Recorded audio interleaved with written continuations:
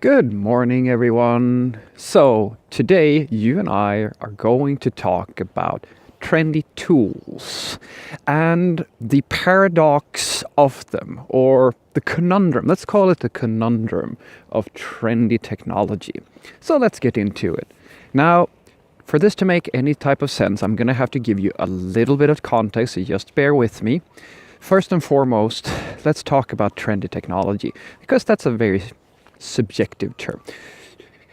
One thing that I've noticed when it comes to trendy technology is that we have a lot of tools these days coming out, and they are virtually trying to save you time, which is, the benefit of having trendy tools. They're supposed to make your life easier. They're supposed to add some type of value to your product or your work processes or whatever, basically.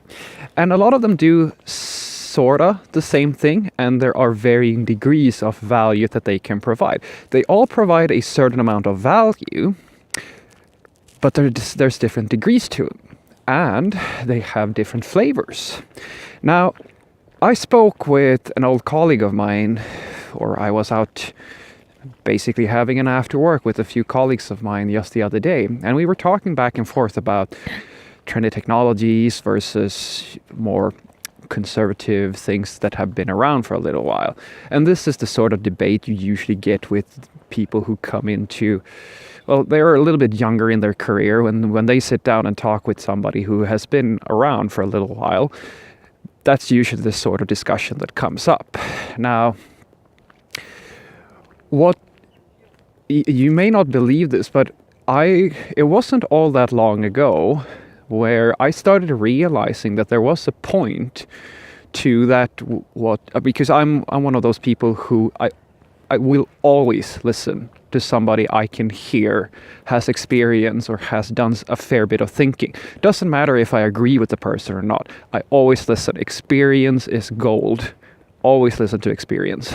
And my colleague was making the argument, and he has made this argument several times, that there's always a risk with adding a new tool or a dependency or third-party library for whatever reason to your tech stack. And I'm not going to give you the full version of this, but in essence, what I took away from this argument, because I've had this discussion with him several times, is that whenever you put somebody else's code in your project, apart from it being a risk, I actually made a video about this. It's called Stealing Passwords with JavaScript, where I illustrate a risk that was explained. Well, virtually I've known this for a little while, and there was an amazing article about it where by adding a third-party library to your own stack, you might actually get malicious code into your project. That's an extreme example, but there are also examples where the library is being updated or changes over time. You now have to maintain that library, which means that this thought that you may have, this mental mistake you might think, which I'll see especially the more junior profiles out there, this is something I see, and it's even more the case. Probably the worst scenario is in Node.js land or front-end development. We're popping libraries like painkillers in that environment. And the mental mistake people make is that there's no cost. But there's always a cost.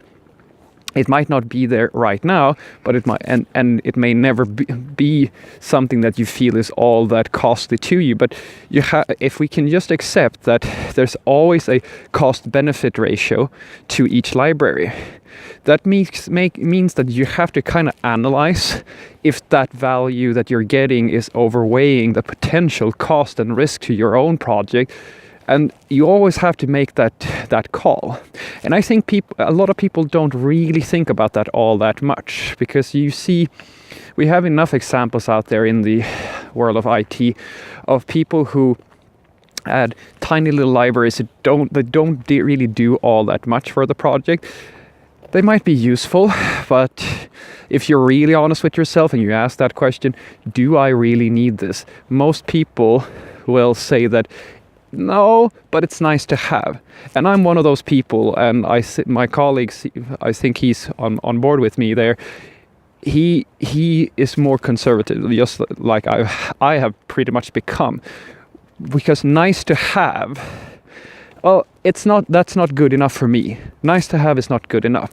But the paradox of all of this, or the conundrum, which is what I find what is this is the tricky part. You see, I'm not. You may think that I'm advocating being conservative and just using stuff that has been proven and being the sort of person who only uses proven technology. But if you think about that, how did proven technology ever get to the point it is today? Well, even Java and C#, they started out as these. I'm pretty sure that. I don't know how many years ago now, but I'm pretty sure that there was a point in time where people said, "Oh, this Java thing, it's just, it's too unstable," or "I can't risk my project using something like this." I'm pretty sure that happened, and I'm pretty sure that it's going to keep on going that way because that's the way that things evolve over time. People create new solutions. They create similar solutions. It's almost as organic as evolution itself. Things just keep on slightly differently changing over time. You just create new things over and over and over with just small deviations in your approach and the results here and there. And that's how you create progress. So the conundrum that I have with all of this is that as a consumer of these new technologies and these new tools, I want to have that healthy sweet spot. And that's hard. That's really hard. You want to be able to trust that the tool that you're picking is a stable, good choice, but you never know that when it's new. Fresh, new, shiny tools, they're always going to be a bet. They're always going to be a risk. I mean, there was a time when I saw, like I've seen code bases that were a little bit older where jQuery was a risk. It was a risk to the project. So people wrapped it in decorator patterns and stuff like that because they didn't really know if jQuery was going to make it. And that is hard. That's really, it's a shame that things are that way, but I can't imagine it going any other way. Because if we don't create new tools and we don't take risks, and because a tool needs success stories. If jQuery was produced, for the sake of argument, and nobody used it, it would have died. So some people need to try things out and take these risks and go through the horror show of virtually refining these more modern tools into things that eventually become stable enough so that the more conservative people can actually bet their money on it as well. And that brings me to something that happened when I was still in school. This is a while ago now. And I think I even made a video about this. There was this guy I was talking to. He has his own consultancy agency. He's the boss. Local celebrity here in Gothenburg. Extremely experienced. And his attitude towards acquiring, basically getting new people into his company was that he will never, that was his policy. I don't know if it has changed, but he said that he would never hire a junior developer. He doesn't take interns. He doesn't do anything like that. He only bets his company's investments or money or whatever you want to call it on senior developers, or at least mid-level developers, because to him, taking a risk on a junior developer or an intern is something that he doesn't want to do that. And to me, that's a perfect fit for this discussion I'm having with you right now. That's the mentality. You have these people around that will only bet on the safe bet. Usually you see this in very big companies. And then but you see, if nobody ever takes a risk on a junior developer or an intern, you will not get experienced people. Everything dies. You have to introduce new things. There has to be people who are willing to try these things out, they take risks on a junior developer.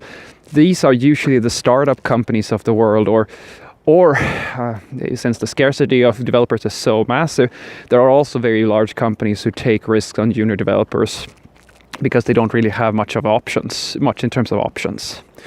And I think this is true for all things when it comes to, as I said, organically evolving things over time.